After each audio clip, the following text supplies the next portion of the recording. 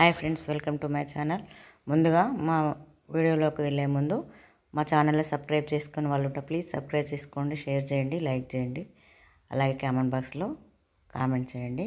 మేము ఈరోజు మెంతి కూర టమాటా చేసుకుంటున్నామండి. ఇది ఆకుకూరనే కదా, ఈ మెంతి కూర అనేది కొంచెం ఎక్కువ తీసుకొని ఈ టమాటాలో వేసి మేము వండుకుంటున్నాము. మీరు ఈ టమాటా మెంతి ఎలా వండుకుంటారో ఒకసారి మాకు కామెంట్ బాక్స్లో కామెంట్ చేయండి. నేనైతే నాకు నచ్చిన రీతిలో నాకు వచ్చినట్టు నేను ఈ మెంతి కూర టమాటా అనేది చేస్తున్నానండి. ఈ మెంతి కూర అన్నిటికీ చాలా మంచిది కదా, అందుకే ఈ మెంతి వట్టిగా వేసుకోదనే కన్నా టమాటాలో వేసి వండుకుంటే టేస్ట్ చాలా బాగుంటుందని మేమైతే ఈరోజు ఈ టమాటా మెంతి అనేది వండుకుంటున్నాం. ముందుగా ఈ మెంతి కూరను తీసుకొని కడుక్కొని ఇలా కట్ చేసుకొని పెట్టుకుంటున్నానండి. దానికి సరిపోను పచ్చిమిర్చి తీసుకున్న, పచ్చిమిర్చి చాలకపోతే మనం కొంచెం మిరపపొడిని కూడా వేసుకోవచ్చు. ఇలా చిన్న చిన్నగా కట్ చేసుకోవాలి. ఇది కొంచెం పెరిగిన చిన్న మెంతి అయితే మనం చిన్నగా స్పూన్ చేసుకున్న కాడల వరకు కట్ చేసుకుంటే సరిపోతుంది. ఇది చాలా పెద్దగా ఉంది. ఇలా మామూలుగా మనము గిన్నె పొయ్యి మీద పెట్టుకొని దీనిలో కొన్ని జీలకర్ర, ఆవాలు, పచ్చిమిర్చి, ఉల్లిపాయలు ఇవన్నీ నేను ముందుగా కోసి పెట్టుకున్నాను కదా, ఇవన్నీ వేసుకొని మనం దీన్ని పోపు వేసుకోవాలండి. పోపులో ఫస్ట్ మనము పచ్చిమిరపకాయ, ఉల్లిగడ్డ గోలిన తర్వాత మెంతి వేసుకున్న తర్వాతనే మనము టమాటా అనేది వేసుకోవాలి. ఎందుకంటే మెంతి నూనెలో మంచిగా మక్కినట్టు ఉడికితేనే బాగుంటుంది, లేకపోతే కొంచెం అది వేరే స్మెల్ ఎక్కువగా ఉంటుంది కదా, అందుకే మనం టమాటాని మాత్రం తర్వాత వేసుకోవాలి. టమాటా ఈ పచ్చిమిరపకాయలు అనేటిది మంచిగా తెలుపు రంగు వచ్చేంత వరకు మంచిగా గోలించుకోవాలి నూనెలో. అలాగే దానిలో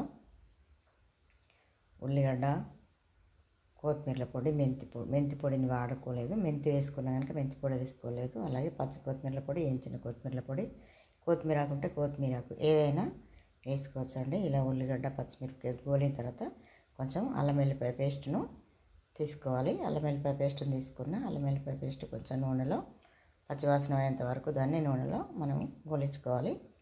ఇలా ఒక 2 నిమిషాల తర్వాత దానికి సరిపోను కొంచెం పసుపును కూడా వేసుకోవాలండి. పసుపును వేసుకొని దాన్ని ఒకసారి కలుపుకొని మనం మెంతి అనేది వేసుకొని ఉడికించుకోవాలి. మెంతిని కూడా కడిగి పెట్టుకున్న మెంతిని వేసేసుకోవాలి. వేసుకొని దాన్ని కొంచెం మూత వేసి ఒక 5 నిమిషాలు ఉడకనివ్వాలి. ఎందుకంటే నూనెలో మంచిగా గోలాలి కదా. గోలిన తర్వాతనే మనం టమాటా తీసుకోవాలి. ఇలా గోలిన తర్వాత మనం టమాటా అనేది వేసుకొని కలుపుకొని కొంచెం ఉప్పును కూడా వేసుకోవాలి. ఉప్పు వేసుకుంటే టమాటా అనేది తొందరగా మక్కిపోతుంది. టమాటా ఉడికిన తర్వాత మనము కారం సరిపోతే మనం కొంచెం మిరప్పొడిని కూడా తీసుకోవచ్చు. నేనైతే మిరప్పొడి కూడా తీసుకున్నా. దానిలో కొంచెం ఉప్పు వేసుకొని దాన్ని మనం మూత అనేది పెట్టుకోవాలి.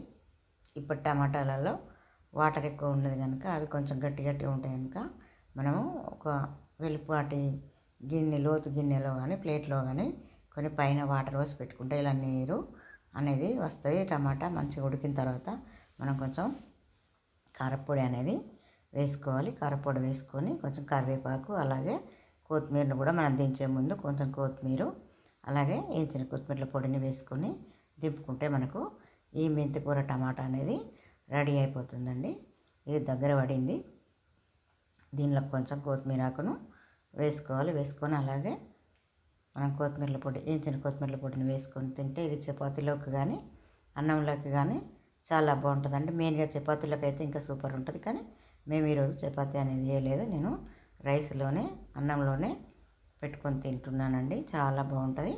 మీరు కూడా ఒకసారి చేసుకొని చూడండి ఎలా ఉంటుందో. ఇది మాత్రం చాలా ఆరోగ్యానికి మంచిది కదా.